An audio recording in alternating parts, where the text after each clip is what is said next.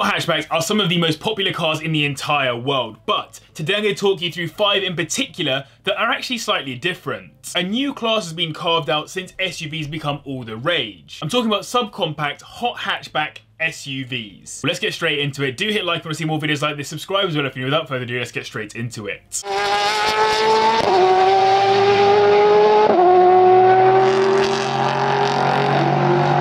Let's get started with the slowest car on the list, and probably the one that stakes the least claim to the subcompact crossover SUV hot hatchback title, the Ford Puma ST, which is pretty much a Fiesta ST on stilts, with its 1.5 litre turbocharged or EcoBoost inline-3 engine, which puts out 197 brake horsepower, taking it to 60 in 6.5 seconds, not ridiculously quick, and what's more, it's not even all-wheel drive, it's a front-wheel drive SUV. What I think is crazy about these is that the Puma is the nameplate used for Ford's World Rally Championship car right now, though I will say that rally car doesn't really look very much like the road-going Puma. With the Fiesta nameplate being retired altogether soon, the Puma might be the only way to get yourself the essence of a Fiesta moving forward, given it's a subcompact and maintains similar dimensions to the Fiesta. But I mean, even the Puma is a revival of a previous Ford nameplate, given it used to be a small 4-seater coupe that has gained a bit of a cult classic status in the right specs, so it's interesting that Ford used that same badge for this very different car. What's amazing is that almost every review has been incredibly positive about this car, both from owners and reviewers, with many calling it the future of hot hatches. That means a future where hot hatches are larger and slower, but that's not necessarily a bad thing,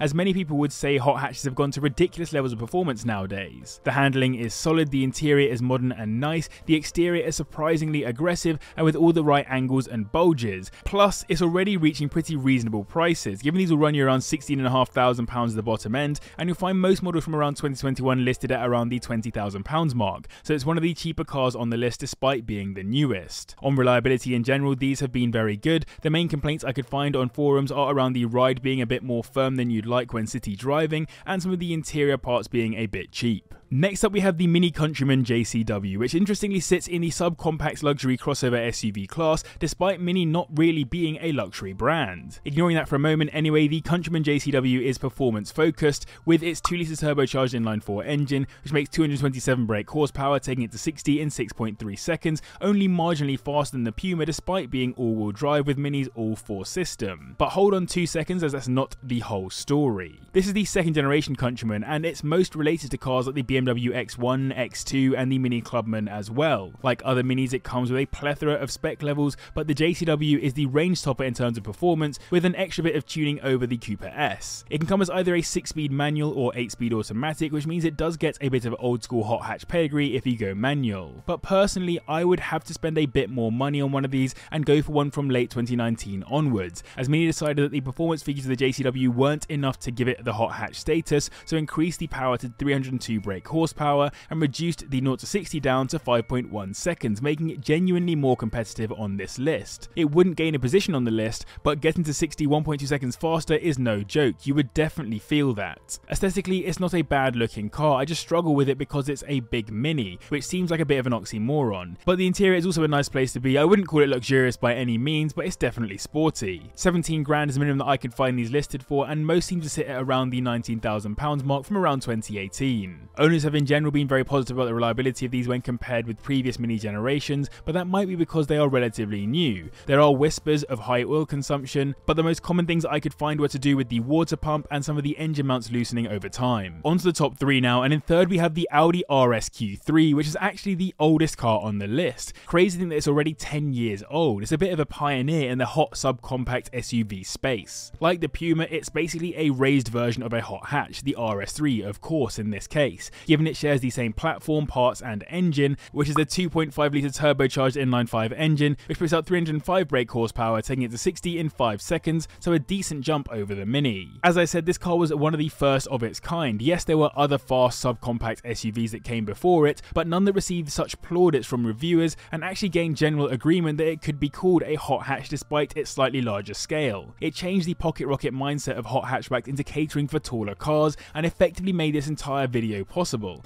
as other manufacturers also began putting together fast subcompact SUV offerings that previously were reserved exclusively for practical use. This is not just a performance subcompact SUV though, it actually has some off-road capabilities as well considered. considering, with its independent suspension all round and a bunch of electromagnetic mechanical parts to help with climbing or descending steep inclines or declines, and it of course gets more road focused performance parts too, given it's an RS. So in this case you're effectively getting a great sounding, great handling hot hatchback that's been raised and made capable of a bit of off-road fun. When you put it that way, I can genuinely see why people enjoy this type of car. And if you know the RS3 package well, this really is very similar, despite the engine being detuned by 30 brake horsepower. You can even still get it with the additional fiddly bits to make it a little bit more aggressive. They'll cost you around £14,000 at the bottom end, making it the cheapest car on the list, and you'll find plenty of nice examples from around 2014 for £18,000, not bad at all. According to owners, reliability has been excellent on these so far, with limited issues to shout home about. Squeaking performance brakes seem to offer the main source of frustration, but outside of that, the engine is very well known by this point. So I hope you guys enjoyed this video. If you have, then do hit the like button and subscribe as well if you're new. And let me know in the comments down below,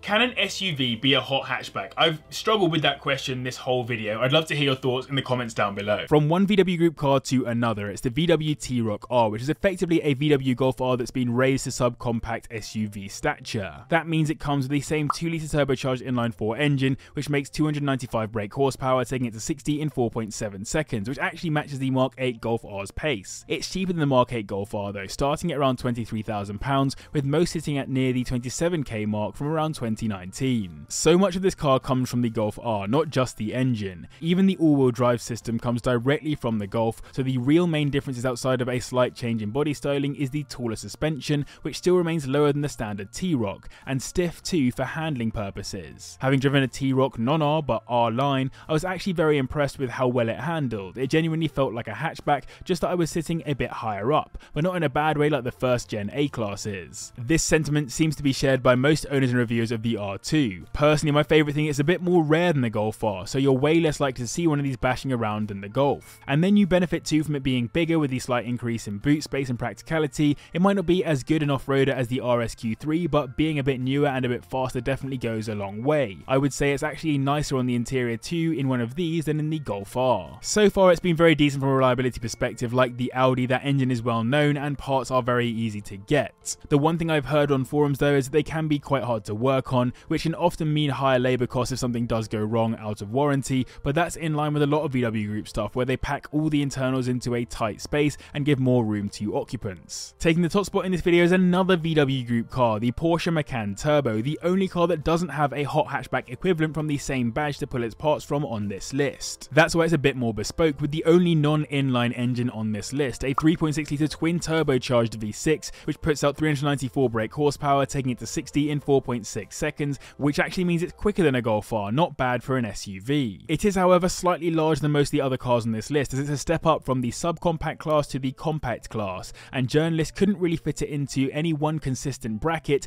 but given the millions of different categories of SUV, I wouldn't focus on that, and instead I'd focus on the benefit of buying a Porsche, particularly one with a turbo badge on it. The interior on these is lovely, it's a properly nice place to be, and the spec options on these were in line with most other Porsches in terms of variety, so it's worth shopping around to find the right example for you. What I love about them is that the Macan was originally produced under the codename Cajun, suggesting it was the baby Cayenne. And in terms of performance, it's insanely well equipped with options like air suspension, Porsche's active suspension management, 6-piston calipers on the front brakes to act like anchors, and all the rest. It stays true to the turbo nameplate then, despite being a slightly larger car. To get into one of these, you'll need to spend around £24,000 at the bottom end, with most sitting at around the 28k mark from around 2016. For the turbo specifically, there aren't any major known issues. Timing chains and oil leaks are the main things to be aware of, and by that I mean ensuring that timing chain tensioners are replaced on schedule. All Macans are known to have weak transfer boxes, so something to watch out for, and early wear of consumables isn't unheard of as well. Now I know that some people that watch this video aren't that into SUVs, and if that's you, then definitely click up here because there are a bunch of actual hot hatchbacks